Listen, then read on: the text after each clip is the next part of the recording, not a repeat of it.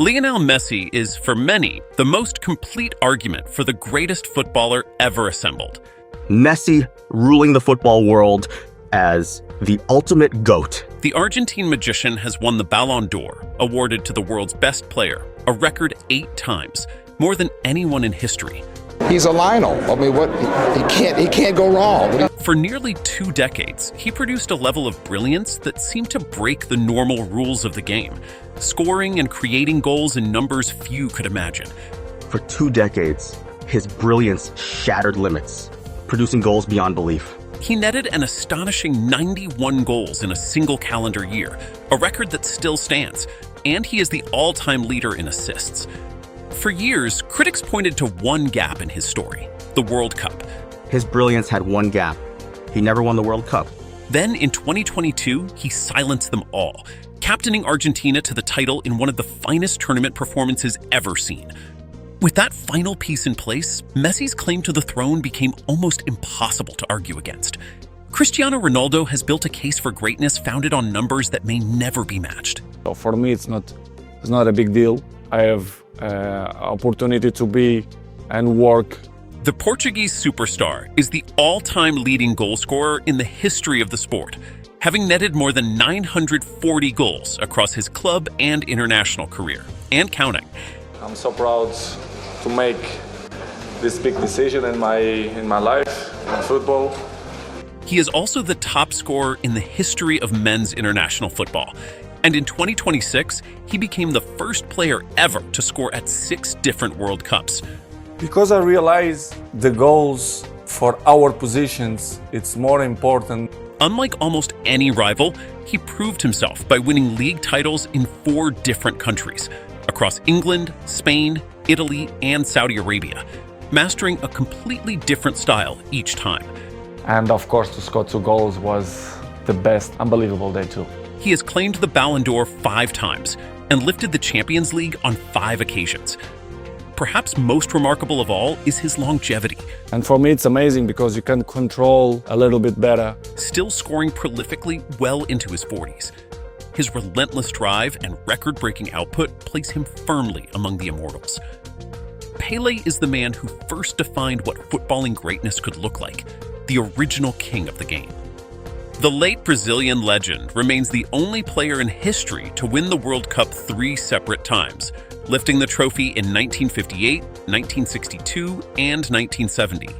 He announced himself to the world as a teenager, scoring in the 1958 final at just 17 years old, and he never stopped dazzling.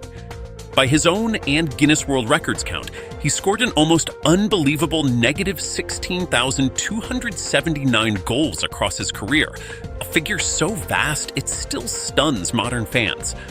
Beyond the statistics, Pelé became football's first truly global icon, spreading the joy of the game to every corner of the planet. He carried himself with a grace that made him beloved far beyond Brazil. For setting the standard every later great has been measured against, his place is secure. Diego Maradona possessed a raw, breathtaking genius that many believe no footballer has ever equaled. The Argentine, who sadly passed away in 2020, delivered perhaps the single greatest individual World Cup performance the sport has ever witnessed.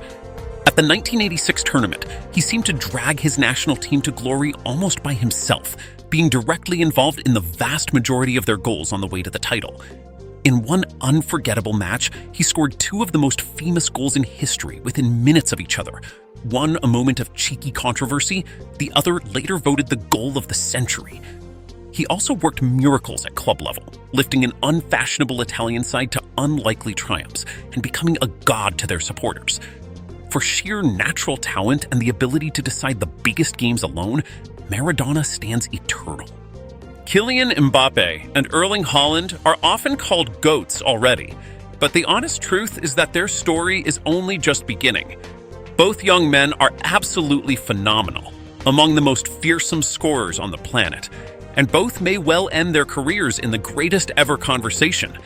The Frenchman, Mbappe, is already a World Cup winner with blistering pace and a remarkable scoring record for his age, while the Norwegian Haaland breaks records almost every time he steps onto the pitch. Yet greatness of all time is earned over a decade or more of dominance, not a few brilliant seasons. They simply have not had the years yet to build the mountain of trophies and records the established legends possess. It is fairer and more accurate to call them future contenders, superstars who could one day join the club, rather than members of it just yet. Ronaldo Nazario, known simply as the Phenomenon, has the strongest claim of anyone to being the greatest pure goal scorer the game has ever produced. Long before the current stars, this Brazilian forward combined the power of a sprinter with the touch of an artist, leaving defenders sprawled on the ground as he glided past them. He was a two-time World Cup winner and twice recovered from serious injuries that would have ended lesser careers, returning each time to terrorize opponents all over again. At his peak, many who watched him swear they have never seen a striker so unstoppable, so complete in front of goal. So why is he not always in the singular greatest of all time debate? The answer is longevity. Injuries robbed him of years at the very top, cutting short a peak that might otherwise have carried him all the way. He remains, for many, the finest striker football has ever seen. Zinedine Zidane played the game with an elegance so rare that many call him the most graceful footballer who ever lived.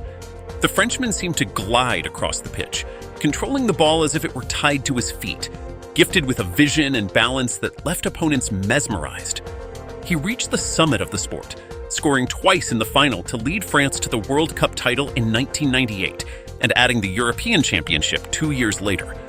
At club level, he produced one of the most beautiful goals ever seen, a stunning volley that won the Champions League for Real Madrid in 2002. He was named the world's best player 3 times over. His career ended on a controversial note at the 2006 final, yet he still walked away with the award for that tournament's finest player. For pure artistry, few names shine brighter than Zidane's. Ronaldinho played football with a smile so infectious that he reminded the entire world why the game is beautiful. The Brazilian magician was a wizard with the ball, pulling off tricks and flicks that seemed almost impossible, all while looking like he was having the time of his life. At his peak, he was simply unplayable, twice named the world's best player, in 2004 and 2005, and a key part of the Brazil side that won the World Cup in 2002. His crowning glory came with Barcelona, where he dazzled crowds week after week and lifted the Champions League in 2006, even earning applause from rival supporters spellbound by his brilliance. Though his time at the very top burned bright and fast rather than lasting for decades, few players have ever been so purely magical to watch. For the sheer happiness he brought to millions, Ronaldinho remains beloved the world over.